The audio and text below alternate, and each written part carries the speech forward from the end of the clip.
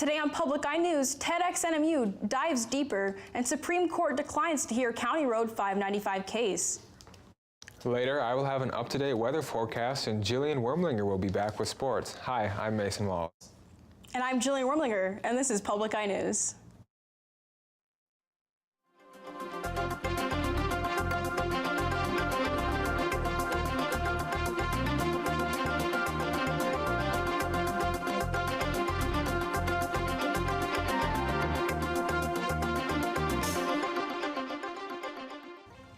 With the college admissions scandal sweeping the nation, NMU bases their admission off of only official documents, and officials can easily recognize these documents if they seem off.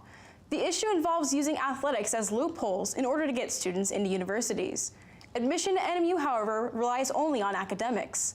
Since NMU is very accessible and is able to accept any student as long as they meet criteria, admission fraud has not been an issue at the university. And a TED Talk series at Northern Michigan University on Saturday focuses on how to follow your passions. The title is TEDxNMU, Diving Deeper. Allison Opheim and Tyler Penrod say there will be 13 speakers talking about how they cultivated their passions to achieve their goals. There will also be 8 breakout sessions to choose from in addition to the speakers. Madeline Goodman, owner of Mad Goodies Studio, will be hosting one of the breakout sessions. Her major at NMU was metalwork, and she now owns her own metalworking company, making jewelry and other art pieces. Diving Deeper will be at the Forrest Roberts Theater on Saturday, March 16th, beginning at 1 p.m. NMU students only need to show their student ID to get a free ticket. The Supreme Court denied the Marquette County Road Commission's request for a review on the Environmental Protection Agency's vetoed road proposal. The Commission proposed the construction of County Road 595 back in 2012, which would be a 21-mile road creating better access between Eagle Mine and Humboldt Mill. The EPA said it's worried the construction of the road through the wetlands could have a negative environmental impact. There are no further legal options the Road Commission has, and they haven't yet announced what their plan is to do next. And the heavy snowfalls that have occurred this winter have wreaked havoc on buildings across the Upper Peninsula. The latest loss is the old Wilson Tavern built back in 1902. The roof gave out, busting the top floor windows with remains spread around the first floor of the building. The old Wilson Schoolhouse also went down from large accumulations of snow. Both of these buildings are located 18 miles west of Escanaba and were considered to be part of the ghost town of Wilson. A tarp and a pulley system is only just one of the many adjustments John Jarash has had to make since 3 of his 27 farm buildings collapsed due to the weight of the snow.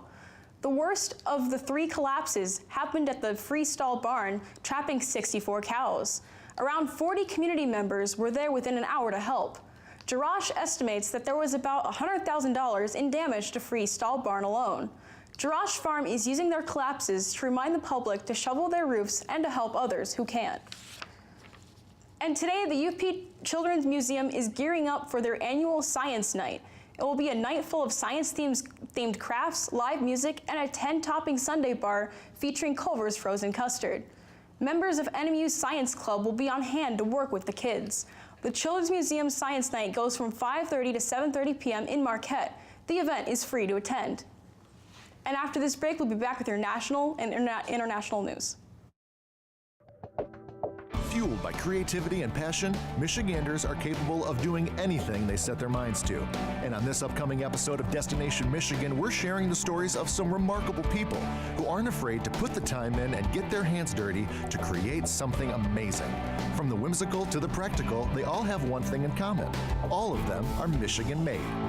So come along with us for this very special episode of Destination Michigan. Tonight at 8 on Public TV 13. Welcome back. Lawmakers in Norway have nominated a Swedish teen activist for the Nobel Peace Prize. Greta Thunberg has become a prominent voice in the fight against climate change, and people are saying the massive movement Greta has created is a very important peace contribution. Thunberg, who is 16 years old, encouraged students to skip school to join protests demanding faster action on climate change. Her movement has spread across Sweden and to other European nations. And Beto O'Rourke ran and lost his race for the U.S. Senate in Texas last year, but even though he didn't win, he gained so much national attention he made himself viable to be a presidential candidate, something he made official today. Mola Lenghi has more details from the White House.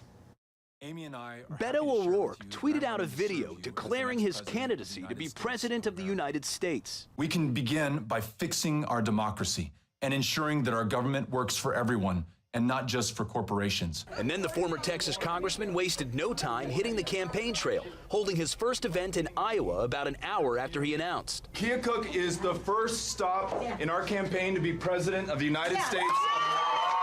O'Rourke visited every Texas county when he ran for the Senate there in 2018. That style of politics could play well in a state like Iowa, where they like to meet the candidates before they caucus. This is my first time to meet most of you here in this room, and so I'm looking forward to the conversation, to hearing what's on your mind. Beto enters the race with name recognition and a proven ability to raise large amounts of money from small donors, which could help him in the initial polls. O'Rourke joins a long list of Democratic hopefuls, which may also eventually include former Vice President Joe Biden, who is considering a presidential run of his own. Who's the bigger threat, Beto O'Rourke or Joe Biden? I just say whoever it is, I'll take them on, okay? Him or her. So far, President Trump has only one announced challenger on the Republican side, former Massachusetts Governor Bill Weld. Mola Lenghi, CBS News, the White House. Earth is sick with multiple and worsening environmental ills killing millions of people yearly. Climate change, major extinctions of plants and animals, a human population growing towards 10 billion, polluted air, and chemicals changing in the water are making the planet an increasing unhealthy place for people. The 6th Global Environment Outlook, released Wednesday at a UN conference in Nairobi, Kenya, painted a dire picture of a planet where environmental problems interact with each other to make things even more dangerous for people. Several other scientists also praised the report, which draws on existing science, data, and maps. And the Senate will take up a House-backed resolution that would block President Trump's national emergency declaration intended to provide funding to build a wall along the southern border. Nicole Killian reports from Capitol Hill. Senate Republicans crossed party lines to approve a House-backed resolution that rejects President Trump's national emergency declaration to fund a border wall. But the president isn't backing down. I'll probably have to veto, and it's not going to be overturned. The president declared a national emergency to bypass Congress last month after his request for an additional $3.5 billion in border security funding was denied. Congress has spoken. The president can't overrule the decision of Congress without becoming the ultimate power as opposed to a balancing power. Before the vote, Democrats and some Republicans took to the Senate floor to express their concerns with the president's plan. This check on the executive is a source of our freedom. In addition, this precedent, or this declaration, is a dangerous precedent. The president says he didn't need to do this, and yet he's declaring an emergency. It's a direct contradiction of his own words. Republicans say despite their disapproval of the president's national emergency declaration, they still support border security. If the president goes forward with a veto, it would be his first since taking office. Nicole Killian, CBS News, Capitol Hill. And stay tuned, because after the break, we'll be back with your weather and sports.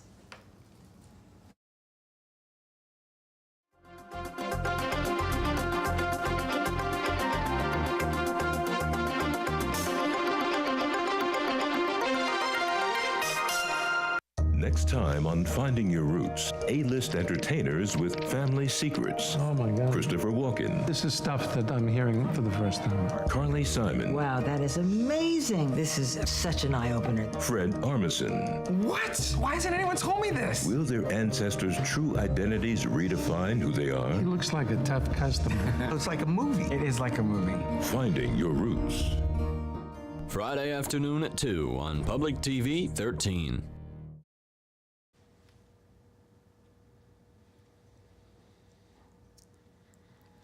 And welcome back to Public Eye News. I'm Mason Wallace with a look at your weather. And currently, as you can see outside, it's a little drizzly with a little rain, so you might need a raincoat. But overall, the temperatures are pretty warm, which is a much-needed break from the frigid winter we've had thus far.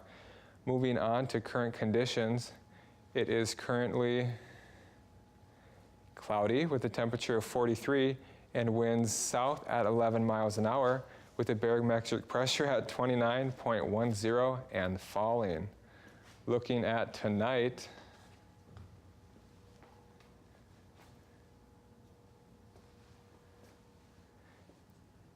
it will be rainy with some snow, with a low of 28 and winds north-northwest at 19 miles an hour.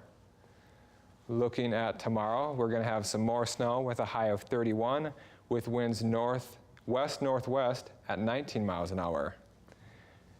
And looking across the UP, it is going to be 37 degrees up in Sault Ste. Marie, 40 degrees down in Manistee, 40 degrees in Escanaba, 42 degrees in Menominee, 41 degrees up in Iron Mountain, 43 degrees up in Ironwood, 43 degrees in Houghton and in Marquette, and across the UP it is currently cloudy.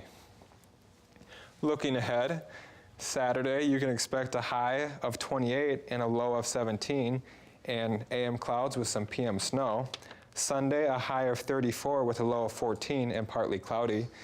And Monday, a high of 33 with a low of 22 and partly cloudy.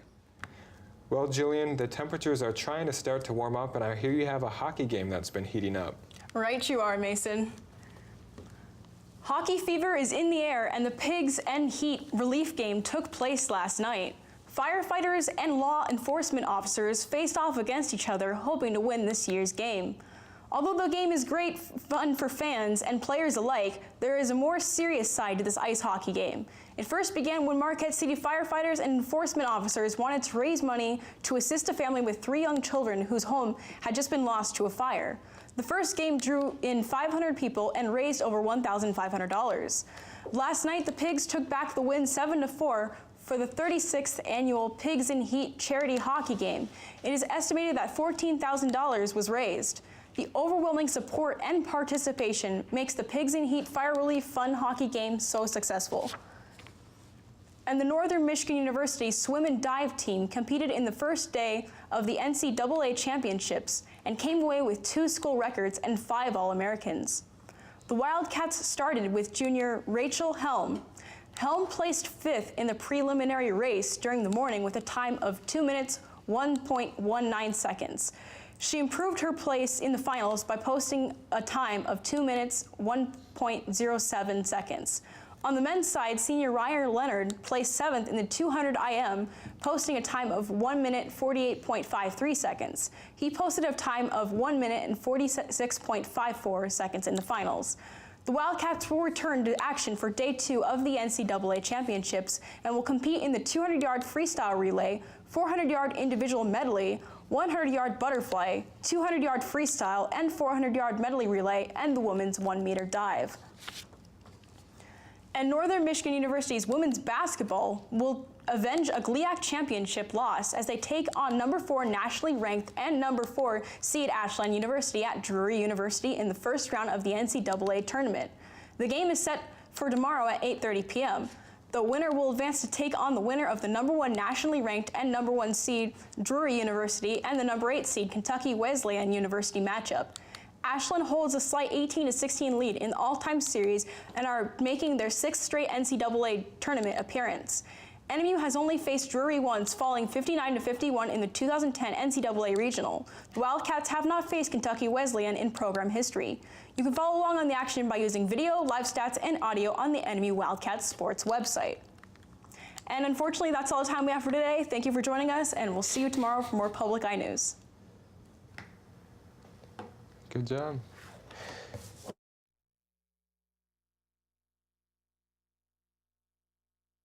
The preceding program was produced in studios located in the Edgar L. Hardin Learning Resources Center by WNMU-TV, Northern Michigan University Public Television.